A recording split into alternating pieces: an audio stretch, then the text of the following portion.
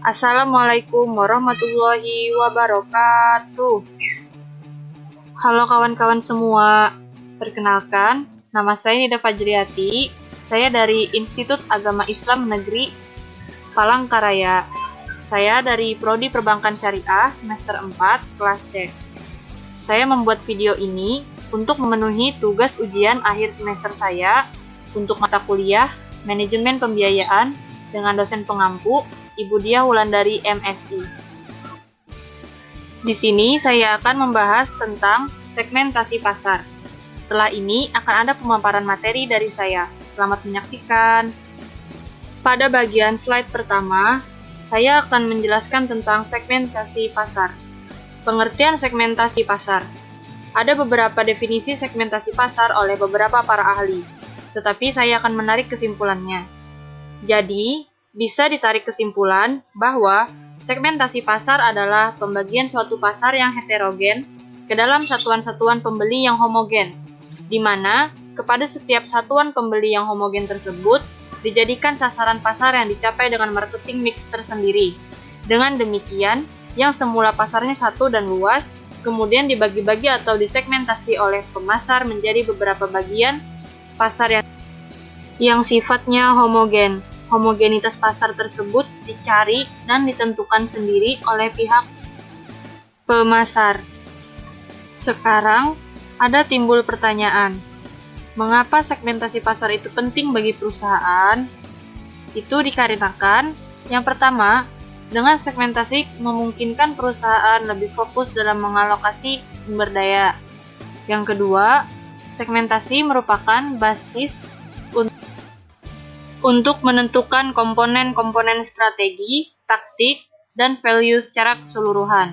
Yang ketiga, segmentasi merupakan faktor kunci untuk mengalahkan pesaing. Dalam menyusun strategi segmentasi, langkah pertama yang harus dilakukan adalah memilih pasar yang tepat untuk membagi pasar.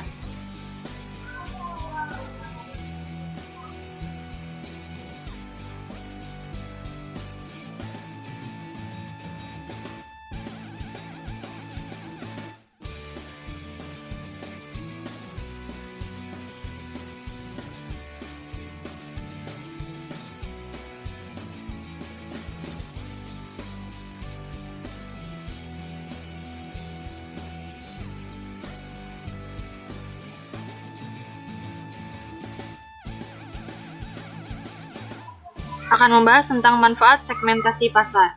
Yang pertama, menyediakan keinginan dan kebutuhan pelanggan dengan lebih baik.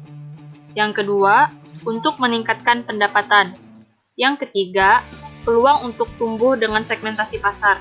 Yang keempat, perusahaan dapat mendeteksi secara dini dan tepat mengenai pasar yang dituju. Yang kelima, mengetahui kecenderungan-kecenderungan dalam pasar yang senantiasa berubah.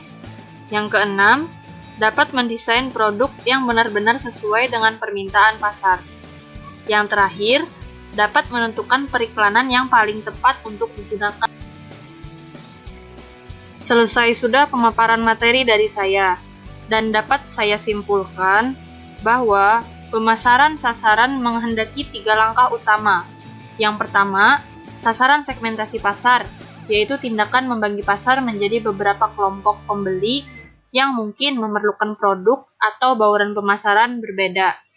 Yang kedua, menetapkan pasar sasaran, yaitu tindakan mengevaluasi satu atau lebih segmen pasar yang hendak dimasuki. Dan yang terakhir, yaitu ketiga, penempatan produk, yaitu tindakan merumuskan penentuan posisi bersaing untuk produk dan bauran pemasaran secara terperinci. Sekian kesimpulan dari saya. Di sini, saya memiliki pertanyaan beserta jawaban yang telah saya jawab sendiri. Soal yang pertama, bagaimana cara kita menentukan target pada segmentasi pasar? Jawabannya, menentukan target adalah hal yang paling awal yang harus ditentukan untuk menentukan segmentasi pasar.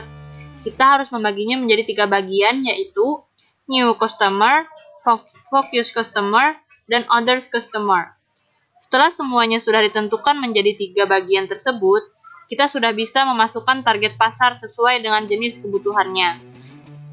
Soal nomor 2. Apa yang harus dipelajari agar kita diterima oleh segmentasi pasar?